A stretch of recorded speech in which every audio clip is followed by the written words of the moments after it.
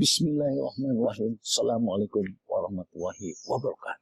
Selamat pagi, salam sejahtera bagi kita sekalian. Jumpa lagi dengan Ang Munawar yang selalu memberikan inspirasi tanpa konspirasi. Nah, hari ini kita belajar sama-sama mengenai apa itu hukum permintaan.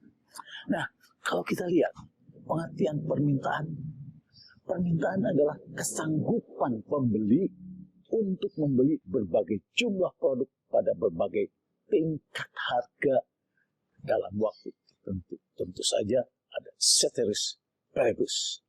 Nah, yang menarik di dalam permintaan ini adalah faktor-faktor apa yang mempengaruhi permintaan. Ternyata yang pertama tentu saja harga barang yang bersangkutan. Jika barang tersebut naik, pasti permintaannya turun. Demikian juga sebaliknya. Yang kedua adalah harga barang lain.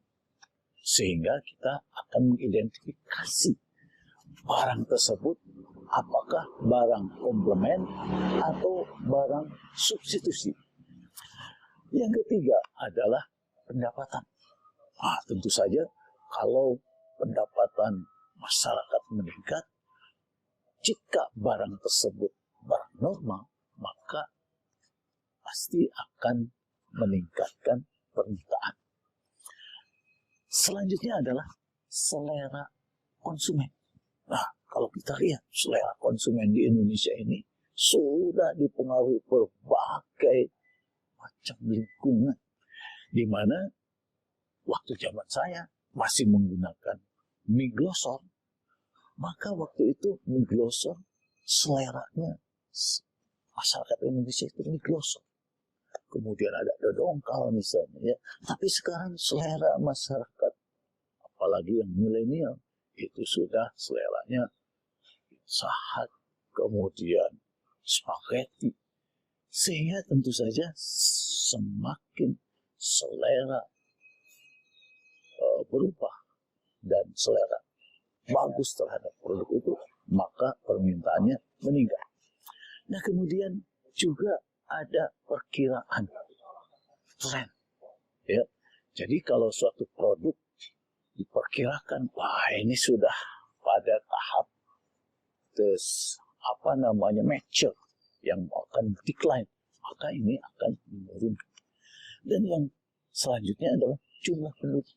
Semakin banyak penduduknya, maka permintaannya meningkat. Nah, selanjutnya, bagaimana kita menurunkan kurva permintaan? Hukum permintaan menyatakan bahwa bila harga naik, maka jumlah permintaan akan turun dan sebaliknya ceteris paribus. Nah, untuk menggambarkan kurva permintaan digunakan sebagai tolak ukur adalah harga. Sedangkan faktor-faktor lainnya konstan. Nah, kalau kita lihat misalnya, contohnya harga barang 6.000, permintaannya 4. Begitu harga barang 4.000, permintaannya naik jadi 6. Kemudian turun menjadi 2.000, naik menjadi 8. Dan pada saat diturunkan harganya menjadi 1.000, katakanlah 10. Nah, sehingga dari data-data itu kita bisa menyusun kurva permintaan. Nah, selanjutnya adalah bahwa fungsi kurva permintaan dapat dinyatakan sebagai QD. QD ini akan menempatkan bahwa ini adalah kurva permintaan sama dengan A minus BP, di mana P-nya adalah harga produk tersebut.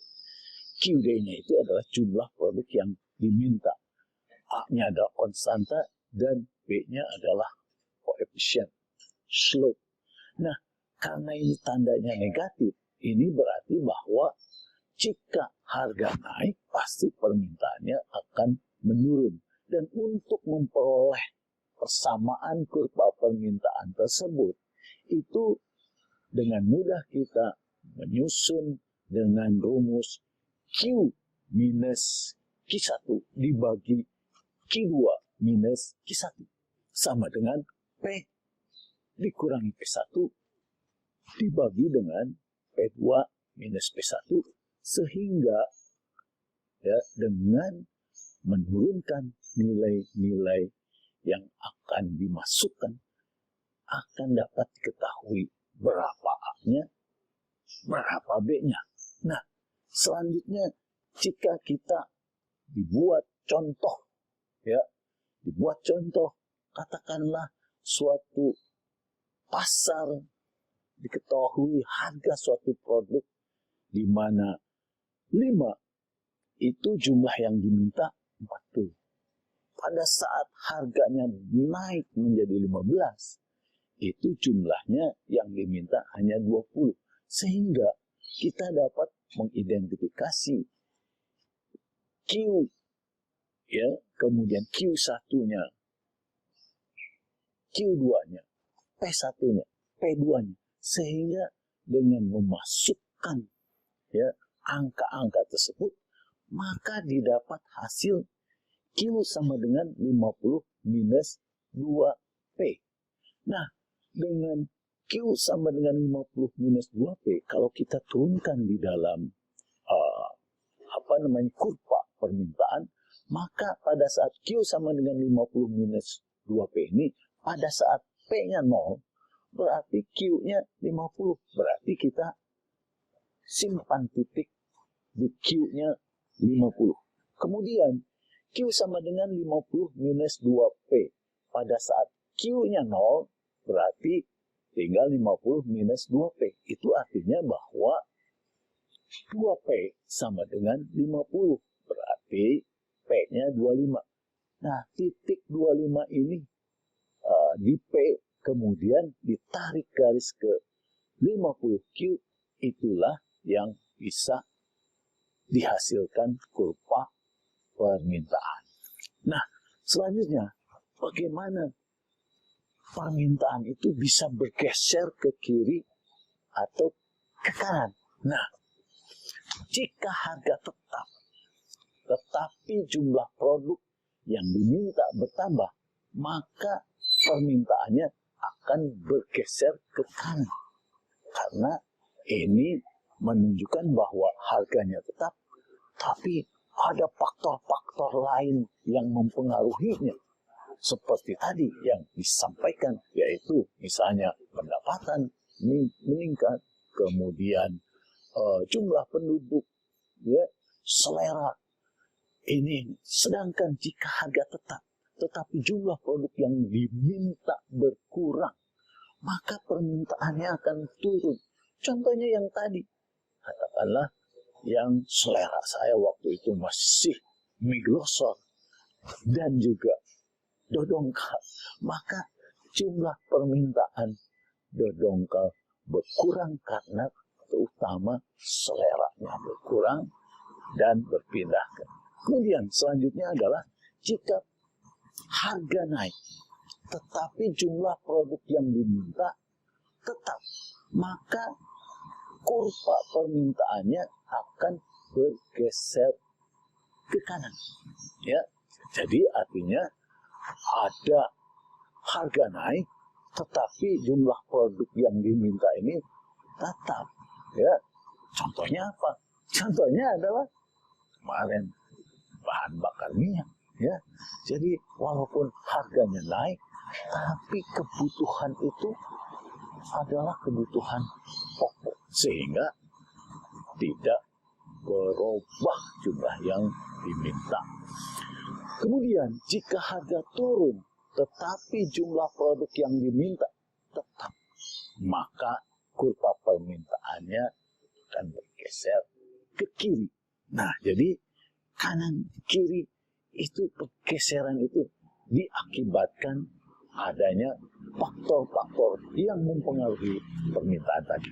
Nah, selanjutnya adalah dari kurva permintaan bisa dibuat konsep elastisitas. Apa yang dimaksud dengan elastisitas? Elastisitas adalah sensitivitas, kelenturan, di mana persentase perubahan variabel dependent atau jumlah barang terhadap variabel independent, harga sebesar 1%. Jika perubahan harga 1% merubah jumlah permintaan berkurang menjadi 2%, berarti elastisitasnya 2. Sehingga elastisitas ini merupakan suatu ukuran derajat kepekaan respon suatu variabel terhadap perubahan variabel lainnya. Nah, semakin tinggi elastisitas, semakin besar derajat kepekaan variabel tersebut. Elastisitas diukur dari persentase perubahan suatu variabel akibat perubahan 1% variabel lainnya.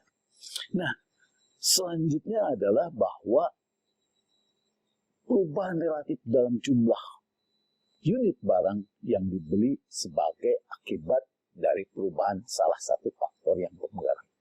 Sehingga elastisitas ini dapat dikaitkan dengan harga barang itu sendiri, sehingga disebut sebagai elastisitas harga. Nah, kemudian elastisitas juga dikaitkan dengan harga barang lain, dinamakan sebagai elastisitas silang, cross elasticity. Sedangkan elastisitas yang dikaitkan dengan pendapatan ini disebut sebagai elastisitas pendapatan. Nah, konsep elastisitas ini ada yang kurang dari 1 nilainya, berarti kurang dari 1 berarti enggak. Elastisitas ada lebih dari, elastisitas kurang dari 1 dinamakan inelastis. Elastisitas yang lebih dari 1 berarti elastis. Sedangkan elastisitas harga sama dengan 1 itu adalah elastisitas unitary. Kemudian ada elastisitas yang sama dengan 0, namanya elastisitas sempurna. Sedangkan ada juga elastis tak terhingga, sehingga ini elastisitas justru yang ini adalah tak terhingga. Sehingga angka elastisitas adalah bilangan yang menunjukkan berapa persen satu variabel tak bebas akan berubah sebagai akibat variabel lain berubah, yaitu variabel independennya. Nah, selanjutnya angka elastisitas ini yang elastisitas kurang dari 1, bila harga P mengalami perubahan sebesar 1%, akan memberi pengaruh perubahan jumlah barang yang diminta atau ditawarkan kurang dari 1%. Sedangkan elastisitas lebih dari 1, bila P mengalami perubahan sebesar 1%, akan memberi pengaruh Q lebih besar dari 1%. Unitary elastis adalah jika P mengalami perubahan sebesar 1%, maka Q-nya juga akan berubah 1% juga. Nah, inelastis sempurna adalah EP sama dengan 0, permintaan tidak tanggap terhadap perubahan harga. Dengan kata lain, berapapun harganya, permintaannya Q akan tetap. Nah, sedangkan elastisitas sempurna adalah IP yang tak terhingga. Ini adalah konsumen atau produsen dapat mempunyai kemampuan untuk membeli atau memproduksi berapapun jumlah Q pada tingkat P tertentu. Nah, jadi koefisien elastisitas ini dapat ditentukan berdasarkan ada elastisitas titik atau point elasticity. Bisa di titik A, bisa di titik B. Kemudian juga bisa elastisitas busur, elasticity, ya.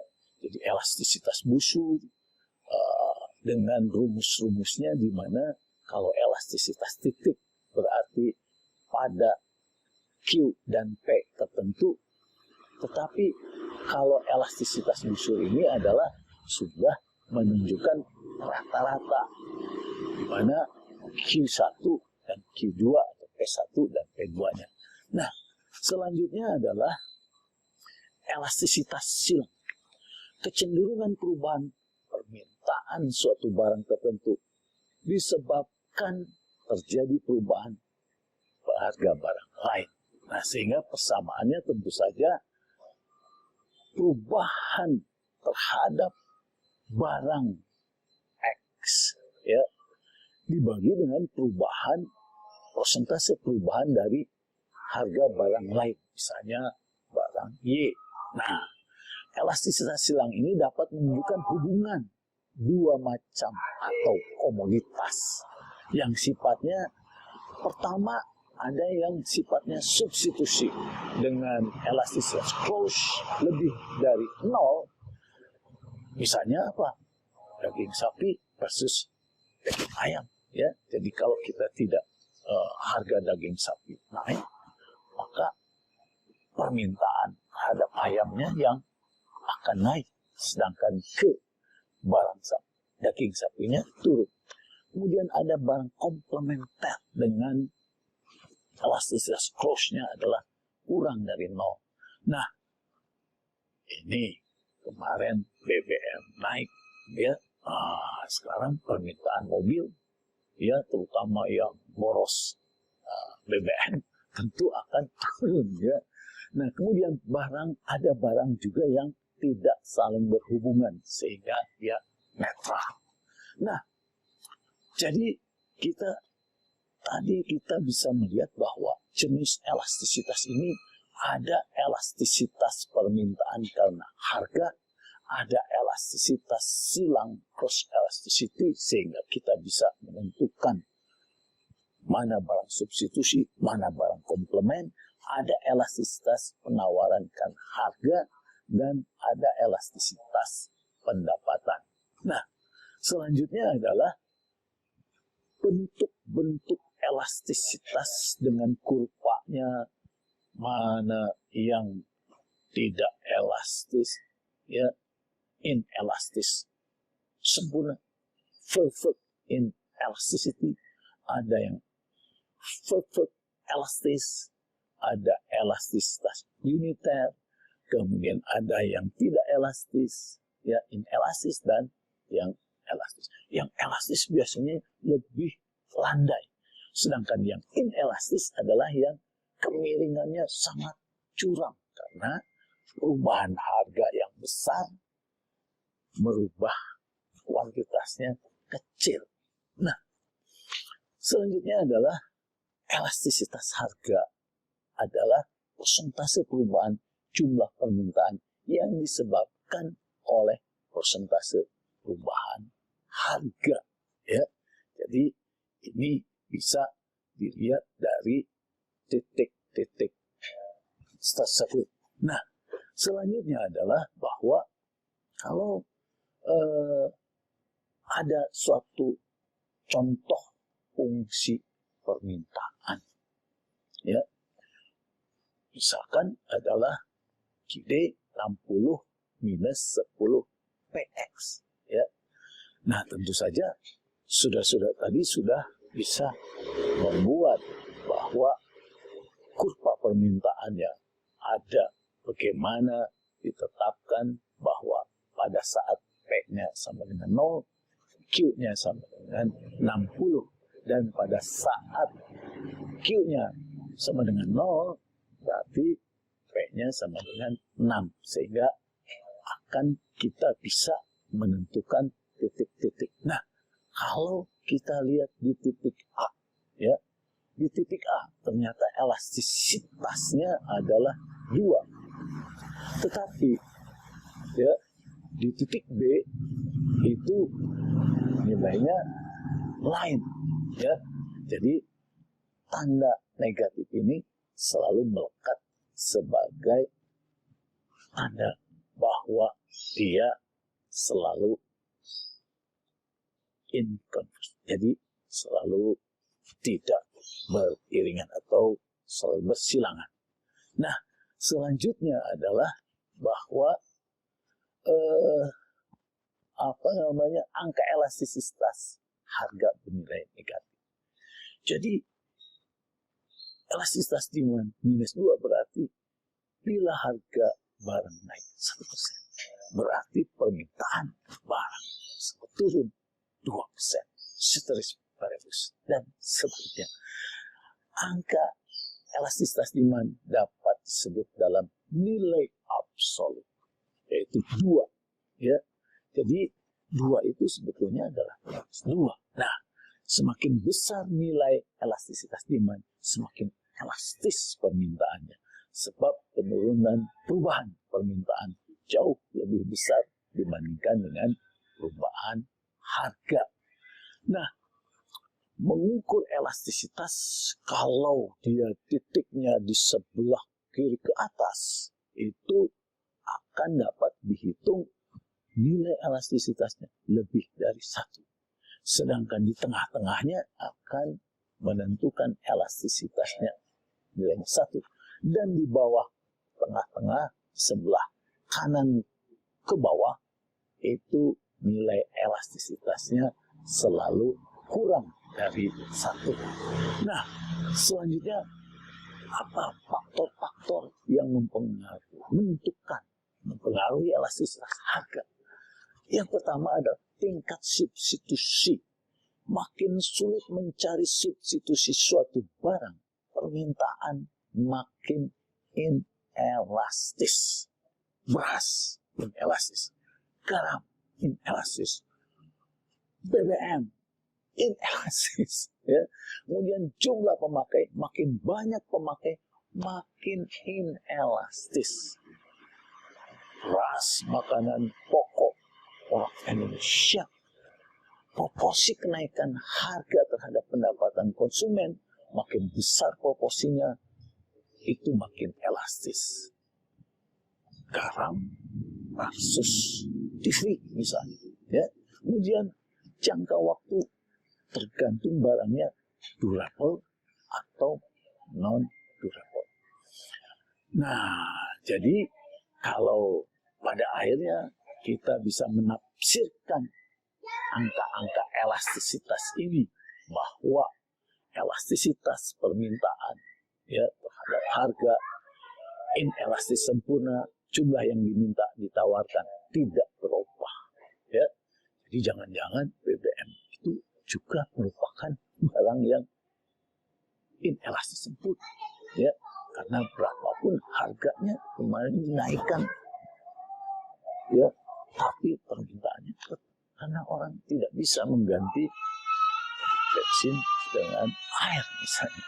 Kemudian inelastis, ya,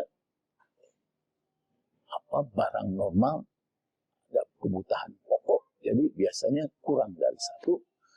Kemudian unitary, ya, kemudian ada elastis lebih besar dari 1, ya, dan elastisitas sempurna. Sehingga ini barang-barang yang, nah kemudian jika elastisitas demand terhadap pendapatan ini barang inferior, itu sifatnya negatif, ya. Jadi kalau pendapatannya naik, permintaannya terhadap barang tersebut turun, berarti itu adalah inferior. Sedangkan barang yang normal adalah semakin pendapatannya meningkat, maka permintaannya juga meningkat, ya. Kemudian elastisitas permintaan silang. Jika barang substitusi, itu tandanya positif, ya. Jadi kenaikan harga barang substitusi, permintaannya naik terhadap yang, sedangkan produknya menurun. Nah, barang komplementer adalah nanti tandanya negatif, ya. Kenaikan harga barang komplement tentu saja akan menurunkan permintaan terhadap barang yang lainnya yang bersifat saling melengkapi. Itulah yang bisa saya sampaikan hari ini. Semoga saudara-saudara sekalian selalu diberikan kesehatan kesehatan ini. Sangat penting. Assalamualaikum warahmatullahi wabarakatuh.